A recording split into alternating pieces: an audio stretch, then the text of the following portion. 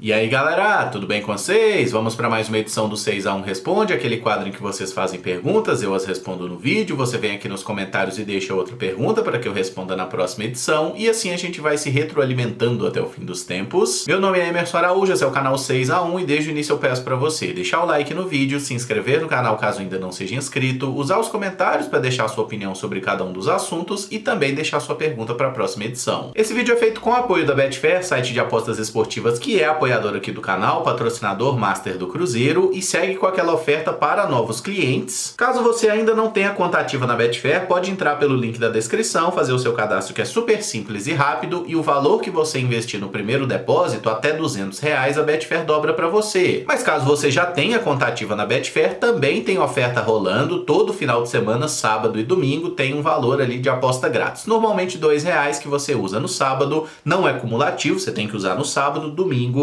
tem mais R$2 para você utilizar em apostas múltiplas, simples, da forma que você quiser, né? E aí, se você ganhar essa aposta, o dinheiro que a Betfair tá te dando de bônus vira dinheiro de verdade ali na sua carteira. Então esse dinheiro que a Betfair te dá, irmão, viaja na maionese, faz aquelas múltiplas malucas de diversas possibilidades. Agora o dinheiro que você investir, né, da sua carteira, sempre com responsabilidade para que você possa se divertir. Começo com a pergunta do Matheus Freitas 126. Você acha que todas as sondagens que o Cruzeiro faz são com o intuito de trazer os jogadores ou algumas são só para semear a discórdia nos adversários e fazê-los gastarem mais com jogadores que já possuem? Matheus, obrigado pela pergunta. Gostei muito do conceito de semear a discórdia nos rivais, mas acho que a grande maioria das especulações do Cruzeiro é realmente de jogadores que o clube tem algum interesse em contratar. Algum interesse maior, outro menor, mas acho que o Cruzeiro realmente faz aquela sondagem de mercado até para entender, né, as ofertas que o jogador tem, oportunidades,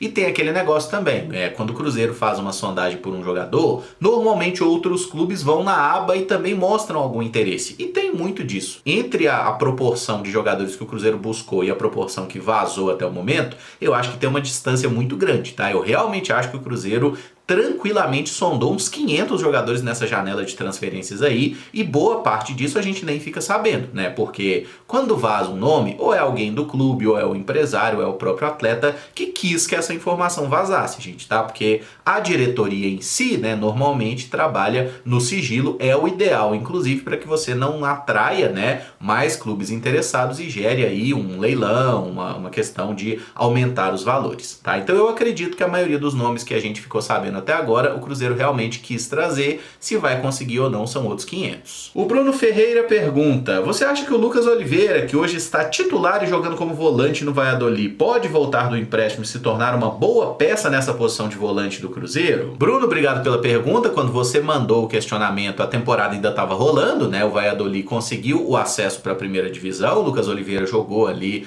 toda a reta final como titular, os últimos 9 jogos, se eu não estou enganado, né? Jogou todas titular realmente na função de volante e não como zagueiro, e ajudou, né? Porque logo que ele tem a primeira sequência como titular ali, os 5 primeiros jogos o Valladolid ganhou, e foram essas 5 vitórias seguidas, inclusive, que levaram o clube para a liderança, tanto que eles conseguiram subir com uma rodada de antecipação, perderam na última rodada, mas aí subiram do mesmo jeito, só perderam o título, né? Subiram em segundo lugar. Lucas Oliveira jogou 11 vezes pelo Valladolid, 9 delas como titular, teve aí um acerto de passe de 81%, 1.4 desarmes por partida e uma média de recuperação de bola por jogo de 2.9. Ganhou menos da metade das disputas de bola, tanto pelo chão quanto pelo alto. E a gente pode dizer que a passagem do Lucas Oliveira pelo Valladolid foi boa, porque ele chegou, foi titular ali na reta final e com ele em campo o time conseguiu subir de divisão. Mas o Lucas Oliveira não teve um desempenho espetacular, tá? Ele foi um jogador útil, cumpriu o papel ali, ajudou o time, mas não foi nada brilhante, tanto que ele já se despediu do Valladolid, não vai ficar por lá, né? O clube subiu para a primeira divisão e quer jogadores melhores para disputar a elite do Campeonato Espanhol. Como ele tem contrato com o Cruzeiro, ele volta do empréstimo e pode ser aproveitado. Acho que o fato do Oliveira poder jogar como zagueiro ou como volante é algo que pesa positivamente para ele. Acho que tem uma hipótese bem razoável do Oliveira ser reintegrado ao plantel, sim. E só um detalhe que você pergunta se ele seria uma boa peça. Aí eu tenho um pouco de dúvida, tá? Se ele realmente conseguiria agregar tecnicamente ou seria no máximo ali uma opção de banco, né? Um reserva para o Lucas Romero para eventualidade. possibilidades. Acho que o ideal seria o Cruzeiro trazer um jogador melhor, tá? Não acho que o Lucas Oliveira seja aí um jogador muito acima da média, assim, não, vai voltar, vai jogar muito. Enfim, aquela Série B dele foi espetacular, mas num contexto muito específico, né? Jogando como zagueiro central, um líbero num sistema com 3 zagueiros.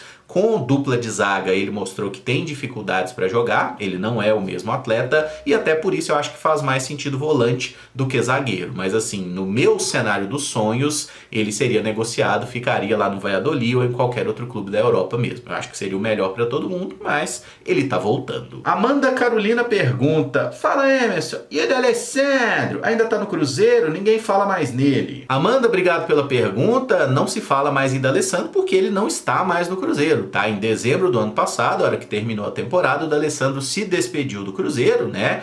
Deixou o clube. O motivo alegado, inclusive, é que estava com saudade da família, né? Porque o D'Alessandro tem residência fixada lá no Rio Grande do Sul, em Porto Alegre, jogou muito tempo no Inter, é ídolo do clube, né? E aí ele veio para Belo Horizonte trabalhar no Cruzeiro, mas a família seguiu por lá. Então deu no final do ano, terminou a temporada, ele voltou para o Sul, né? Inclusive o que eu vi recentemente de notícia do D'Alessandro é que o jogo que ele promove, né, jogo de craque, enfim, o jogo que ele promove beneficente, né, que fez durante um bom tempo, acho que até 2019 lá no Beira-Rio, esse ano vai acontecer lá em Caxias do Sul, enfim, mas ele está envolvido ali na causa gaúcha também, né, ajudando muito nesse momento de reconstrução do estado, depois de todas as chuvas, tá vivendo a vida dele lá, tá? D'Alessandro desde dezembro do ano passado não tem nenhum vínculo com o Cruzeiro, teve uma passagem aqui que dizem que ele se envolveu bastante, que era um cara muito esforçado, boa gente e tudo mais, mas foi uma passagem que ele não tinha cargo de decisão, né? Ele não era um diretor, ele era um diretor técnico, é aquele cara que faz o meio campo ali entre comissão técnica, atletas e tudo mais, trabalhava muito próximo à categoria de base também, mas não é que o D'Alessandro mandava, indicava jogador, contratava, nada disso, tá? Ele fez o trampo dele, seguiu o caminho dele e foi embora. E o Yantia Sama pergunta: você como torcedor prefere que surja na mídia várias especulações de atletas que o Cruzeiro tem interesse de contratar, ou prefere que o time trabalhe no sigilo e de repente anuncie a contratação que ninguém sabia? Yantia, obrigado pela pergunta. Como torcedor, eu prefiro a segunda opção, tá? Que o Cruzeiro não fale nada, fique de boa, e não vai contratar, como é que é, e aí diretoria, e vai lá, brota um maluco assim, ó, desde que seja um jogador bom, né? O que é o mais importante? Novela ou contratação inesperada? Que o jogador seja bom, tá? O resto é perfumaria, né? Mas quando o Cruzeiro contrata um grande jogador de forma meio de supetão assim, até gosto mais do que dessas novelas aí que se arrastam tanto, né, nas janelas de transferência. Agora, olhando não pelo lado torcedor, mas pelo lado de quem produz conteúdo, janela de transferências é algo interessante, porque gera muito engajamento, gera muito clique e, consequentemente, gera uma monetização legal também, né? Especialmente se olha assim, período que não tem jogo, né? Pô, não tem jogo, e agora? Se tem uma movimentação grande de transferências, o canal vai estar com muita visualização, vai estar rendendo legal, sabe? Então, assim, do ponto de vista da produção de conteúdo mesmo, né, de arrecadar com isso aqui do YouTube, é até interessante que se tenha essas novelas, tá? Eu, como torcedor, não gosto, mas como jornalista, como alguém que trabalha com isso aqui, não reclamo da vida também, né? Inclusive, por isso que eu às vezes falo, né? Pô, parece que a galera gosta mais de especulação, mais de transferência do que de jogo. Eu não consigo entender isso, mas é uma coisa que eu observo pela movimentação, pelo número de visualizações. Janela de transferência chama muito a atenção da galera, é um negócio até impressionante, tá? Eu prefiro o futebol, né, o jogo mesmo, mas entendo também, são diferentes perfis de torcedores, e eu sei que essa coisa da negociação, né, da especulação, ela mexe muito com o imaginário do torcedor, especialmente o torcedor do Cruzeiro, né, vindo de anos tão ruins como a gente passou recentemente aí, a gente tem essa expectativa de ver o clube subindo de patamar, voltando a trazer grandes jogadores, tendo um time forte, né, até por isso tem essa movimentação muito intensa. O Ederson Júnior pergunta: você acha que deveria ter um fair play financeiro no futebol, que pode ser um limitador do crescimento dos times, mas deixar o campeonato mais justo, ou você acha que deve continuar como está, onde pode haver uma disparidade entre os times? Ederson, obrigado pela pergunta. Eu acho que deveria ter fair play financeiro sim, tá? E o fair play financeiro, ele não acaba com a disparidade dos clubes, ele nem torna o campeonato tão mais equilibrado assim. O que é que o fair play financeiro diz basicamente, né? Qual é a lógica dele que é aplicado no campeonato, nos campeonatos europeus? Aqui no Brasil inexiste completamente. você só pode gastar dentro daquilo que você arrecada. É tão simples quanto isso, gente, tá? Não tem nada de muito absurdo nisso. Então, assim, vai ter fair play financeiro, o Flamengo não vai poder mais contratar jogadores famosos. O Flamengo vai continuar contratando, os caras arrecadam 1 bilhão. Eles vão ter um poder de contratação muito maior do que a gente. O que é a lógica do fair play financeiro? É evitar que os clubes quebrem, é evitar que os clubes gastem um valor que eles não vão ter condição de arcar no final das contas, tá? Por exemplo, o Cruzeiro viveu isso, tem pouquíssimo tempo. Vários outros clubes brasileiros também vivem isso. Inclusive, se tivesse aqui no futebol brasileiro um fair play financeiro mais rigoroso, igual tem lá no Campeonato Espanhol, por exemplo, direto a gente ia ver notícia de clube que não pode inscrever jogador, né? Porque simplesmente não arrecada grana suficiente para inscrever, para justificar e para pagar aquele salário ali, sabe? Porque tem muito clube brasileiro que opera no vermelho e foda-se, não tá nem aí mesmo, tá? No caso do Cruzeiro, você fala assim, Emerson, e agora? O Cruzeiro aí, com o Pedrinho chegando, um investidor e tudo mais. Se tivesse um fair play financeiro, o Pedrinho não poderia chegar e investir dinheiro assim a perder de vista no clube. Não poderia fazer isso. Por quê? Teria que trabalhar dentro de uma lógica de arrecadação. Por isso que quando a gente olha lá para a Europa, por exemplo, tem muitos times que falam assim, o fair play financeiro é bom, mas o fair play financeiro não existia lá atrás, quando o Chelsea deixou de ser um clube mediano para virar um clube grande, quando o próprio Manchester City fez isso, né? Então a gente vê alguns clubes europeus aí que cresceram muito com a injeção de capital de origem, eu vou dizer desconhecida, né? Mas não é uma origem orgânica da grana, e aí a gente tem normalmente um embate com outros clubes que já eram grandes, com clubes que tentam crescer hoje, mas não conseguem justamente por causa dessas limitações. No final das contas, para mim, fair play financeiro é algo positivo, é algo bom. Se existisse fair play financeiro no futebol brasileiro, hoje o Pedro Lourenço não poderia fazer os investimentos que ele está prometendo e está fazendo aí no elenco do Cruzeiro, tá? Não poderia fazer porque não seriam aprovadas as contas do clube. Deu para entender a lógica aí, mas eu acho que para a saúde financeira dos clubes, né, para a gente evitar que aconteça o que aconteceu com o próprio Cruzeiro aqui ou em outros lugares, o ideal seria ter um fair play financeiro e que os clubes tivessem que ser responsáveis nessa gestão, né? Mas gestão responsável aqui no Brasil o pessoal não gosta, né? O Ronaldo tentou fazer e saiu daqui esculhambado, bolado, puto. E é isso, galera. O torcedor quer resultado e não tá nem aí pro processo. O Bruno Silva pergunta, Thales Magno, ex-Vasco e atualmente nos Estados Unidos, seria uma boa? Bruno, obrigado pela pergunta. O Thales Magno é um bom jogador, né? Um ponta esquerda, é uma posição que o Cruzeiro tá buscando de fato jogador no mercado. Tecnicamente é um cara que tem qualidade, mas é uma negociação muito complicada de se fazer, tá? Justamente porque é um jogador bem caro. Thales Magno tem contrato com o New York City dos Estados Unidos até o final de 2026, mas nessa temporada 2024 ele jogou apenas uma partida lá em fevereiro. Isso porque ele sofreu uma lesão no joelho, perdeu aí aproximadamente 2 meses da temporada, mas já foi relacionado para os últimos jogos do clube, ficou no banco de reservas, não foi utilizado por opção da comissão técnica mesmo. Segundo o noticiário, né, em janeiro desse ano, Thales Magno teve uma proposta do Bolonha, da Itália, de 15 milhões de euros, tá? Proposta que foi recusada pelo New York City, que é parte do grupo City, né, do grupo do Manchester City, que tem o próprio Bahia também. Então, assim, é um jogador que tá ali num grupo de empresários, digamos assim, que os caras têm muita grana. É muito difícil contratar esse jogador. Quando a gente olha para a situação atual dele, de não estar jogando, poderia ser cogitado uma hipótese ali, um empréstimo com opção de compra, talvez, né? E até uma coisa interessante, o Thales Magno é contemporâneo aí de Caio Jorge e de Gabriel Veron, né? Tava naquela seleção brasileira que foi campeã sub-17 lá em 2019. Ele tava lá, era inclusive o 11, né? O Veron era o 7, o Caio Jorge era o 9 e o Thales Magno era o camisa 11 daquela seleção. Então é um perfil de jogador que o Cruzeiro até tem se interessado ultimamente, mas acho que o Thales seria bem mais caro do que o Caio e do que o próprio Veron, né, que veio para o Cruzeiro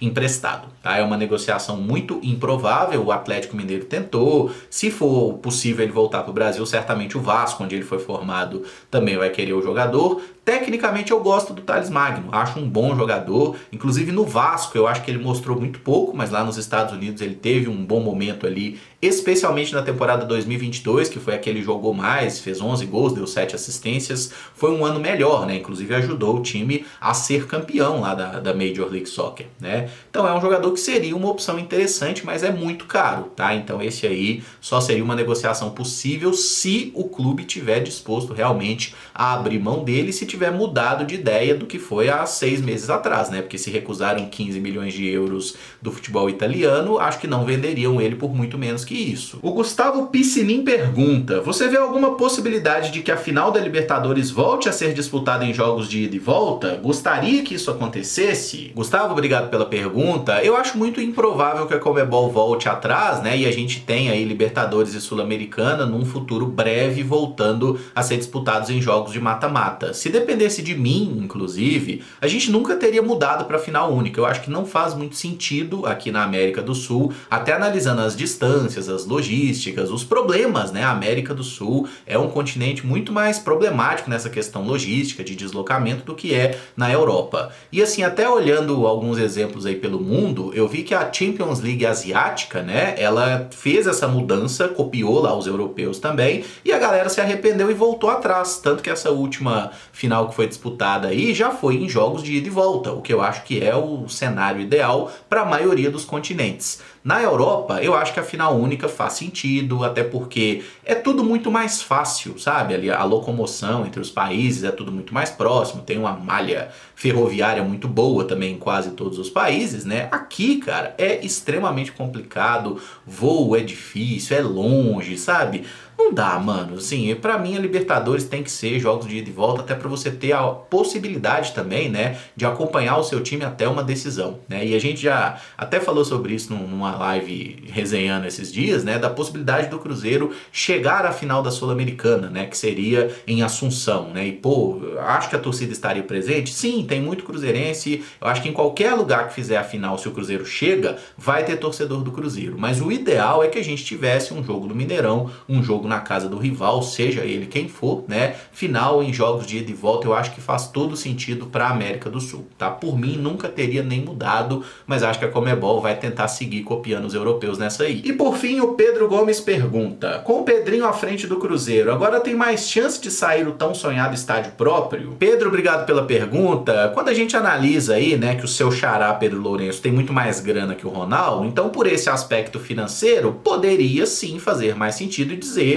que tem mais chance do Cruzeiro querer ter um estádio próprio. Mas eu acho que o Pedro não é otário e não faz o menor sentido o Cruzeiro construir um estádio próprio tendo o Mineirão à disposição. A ideia da diretoria do Cruzeiro deve seguir a mesma, de ser ali o proprietário ou parceiro comercial, enfim, do Mineirão. Jogar no Mineirão é a nossa casa. E se for para o Cruzeiro ter um pequeno estádio, como já foi falado inclusive um projeto da antiga administração, ter um mini estádio onde é a Toca da Raposa 1, né, agora com o campo lá do Dirceu, inclusive, né, o campo de grama sintética, mas ter ali um mini estádio que vá atender categoria de base, futebol feminino, jogos de menor apelo. Todo clube que tentou se aventurar a construir um estádio próprio se ferrou de forma absurda, tá? Isso aqui no Brasil e em outros países também. Essa é uma dor de cabeça que a gente não tem por que correr, sendo bem sincero com vocês, e é impossível achar um estádio tão identificado, de um tamanho tão bom, tão adequado como é o Mineirão. A casa do Cruzeiro é o Mineirão, pra mim isso aí não tem nem que ser cogitado,